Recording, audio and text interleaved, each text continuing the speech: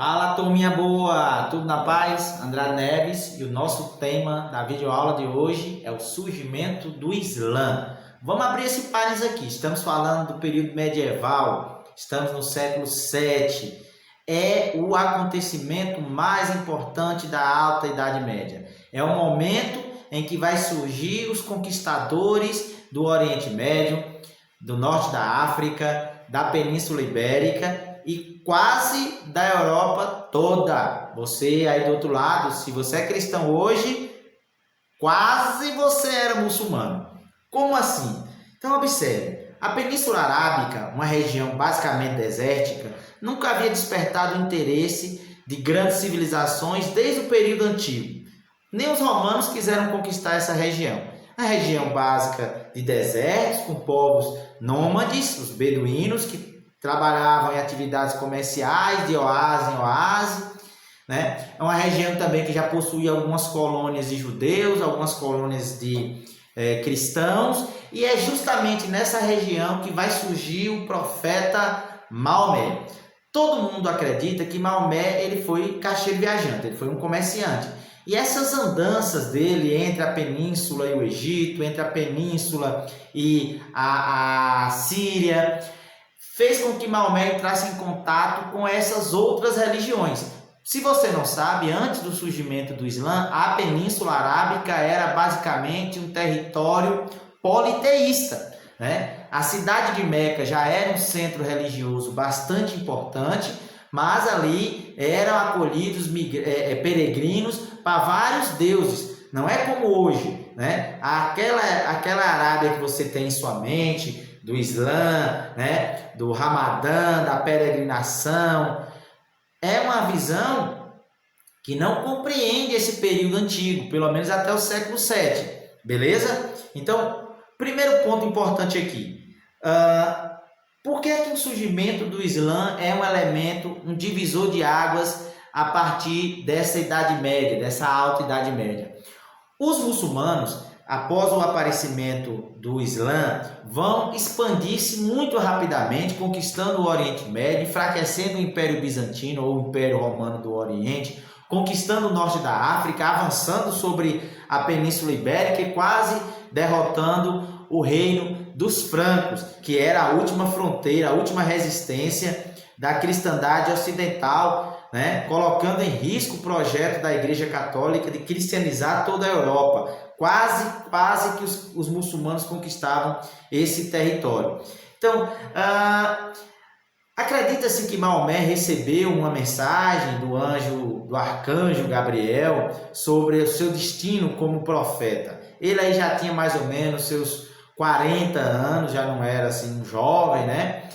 Relutou em aceitar essa ideia de ser um profeta, tinha visões, ouvia coisas, mas começou a pregar uma ideia que já não era tão novidade assim dentro da Península Arábica, e também não era uma novidade tão grande dentro do mundo árabe, a ideia de servir a apenas um Deus. Essa ideia já existia, mas era uma perspectiva minoritária, porque colocava em risco a existência da própria peregrinação a Meca, baseada no politeísmo.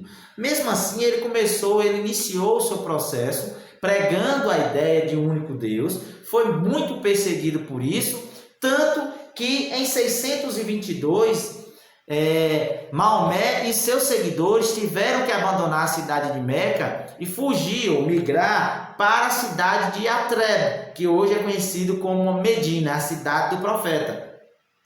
E é lá em Medina que a perspectiva de Maomé sobre a religião que ele vai iniciar, sobre o Islã, começa a ganhar uma configuração para além da própria religião, começa a ganhar uma configuração também de Estado. A Hégira é o ano 1 do calendário muçulmano. Então, qual é o ano que os muçulmanos estão? Você pega o ano 2020, que é o que nós estamos agora, subtrai 622 e você vai obter você vai obter o ano atual do calendário muçulmano.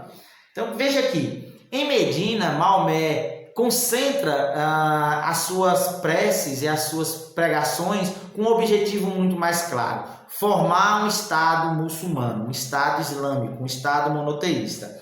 É claro que para isso ele também vai precisar desempenhar um papel para além da questão religiosa. Ele vai ser, né, um líder religioso, um líder político e um líder militar. Vai cometer alguns atos que a gente poderia dizer que não são tão nobres, como, por exemplo, o massacre dos judeus da cidade de Medina, né? Ele vai mandar eliminar essas figuras. É o início da chamada Jihad, ou Jihad, a chamada Guerra Santa, que na sua essência não é uma guerra bélica, como a gente imagina. É uma guerra interna, uma guerra de ordem religiosa, própria do indivíduo, mas que o Ocidente hoje entende como uma guerra de caráter expansionista dos muçulmanos, e essa é a ideia que vai vigorar principalmente a partir das cruzadas, quando o mundo cristão tenta responder à expansão muçulmana de forma bem tardia, tentando acudir o Império Bizantino,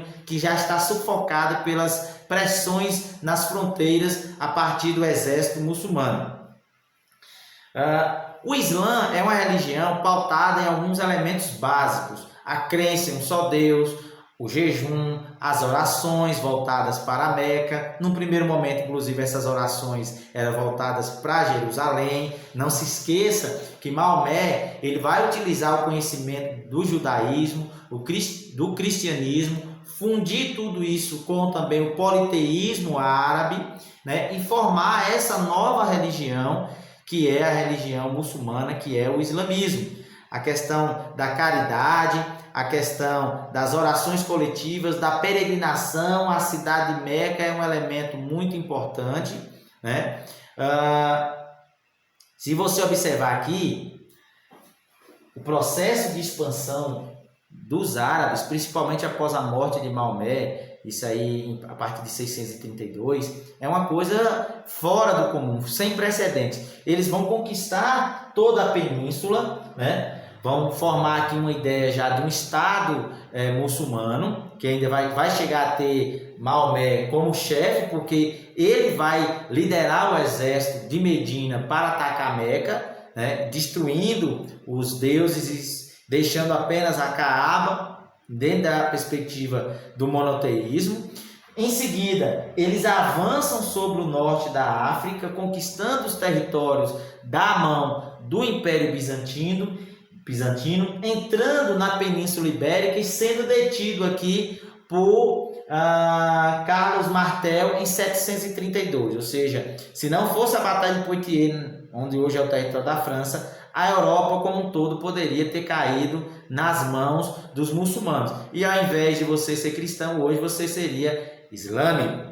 Beleza? Esse movimento expansionista vai, por exemplo, legitimar o discurso de ódio, que é muito comum a partir do século XI, a partir do movimento das cruzadas, que é a tentativa de resgatar Jerusalém da mão dos infiéis, como os cristãos se referiam aos muçulmanos. Beleza, galera? Espero você na próxima aula.